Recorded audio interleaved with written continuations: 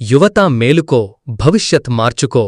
Royal Challengers Bengaluru 18 ఏళ్ల తర్వాత cup గెలిచింది.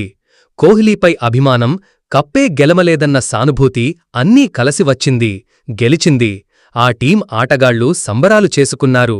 కాని విజయోత్సవ ర్యాలీతో 11 మంది ప్రాణాలు పోయాయి.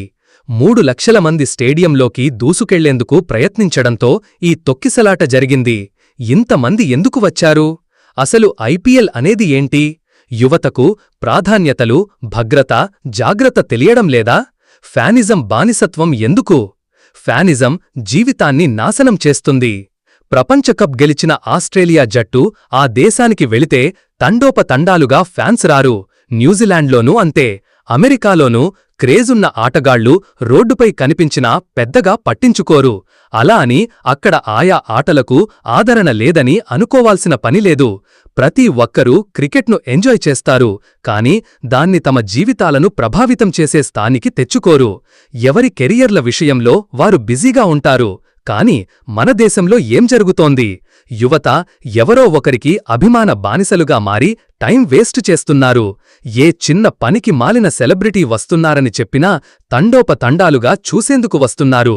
ఇంత పనిలేని వాళ్లు ఉన్నారా అని ఆ సెలబ్రిటీ కూడా ఆశ్చర్యపోవాల్సి వస్తోంది. మీ జీవితంలో మీరే హీరో.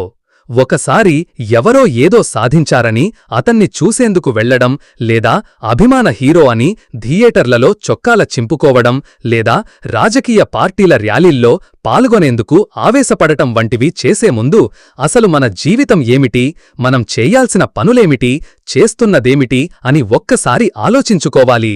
ఎందుకంటే ఆ హీరో, క్రికెటర్ లేదా రాజకీయ నాయకుడు తన డ్యూటీని తాను చేసుకుంటున్నాడు.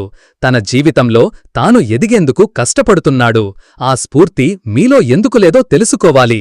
వేరే వాళ్లకు జిందాబాద్లు కొట్టాల్సిన దౌర్భాగ్యమైన అవసరం ఎందుకు వచ్చిందో తెలుసుకోవాలి.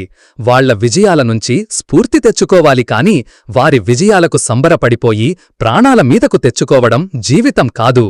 మీరు ఎందులో తక్కువ? వాళ్లు ప్రయత్నించి క్రికెటర్లు అయ్యారు, సినిమా నటులు అయ్యారు, రాజకీయ నాయకులు అయ్యారు. మీరు ప్రయత్నిస్తే మీకు ఇష్టమైన రంగంలో మీరు కూడా ముందుకు వెళ్లవచ్చు. వాళ్లకు ఫ్యానిజం, బాసిజం చేసుకుంటూ ర్యాలీలకు హాజరై సోషల్ మీడియాలో గొప్పగా చెప్పుకుంటూ టైంపాస్ చేస్తే జీవితానికి అర్థం ఏముంటుంది? బెంగళూరు జట్టు గెలిచింది. ఆ టీంలో అందరికీ కోట్లకు కోట్లు వస్తాయి. కాని విజయోత్సవ ర్యాలీలో చనిపోయిన 11 మంది కుటుంబాలకు ఎవరు దిక్కు? గాయపడి ఇక పని చెయ్యలేక నిత్య నిరకను అనుభవించేవారి కుటుంబాలకు ఎవరు సాయం చేస్తారు? అలాంటి పరిస్థితుల్లో మీరుంటే అని ఆలోచించండి.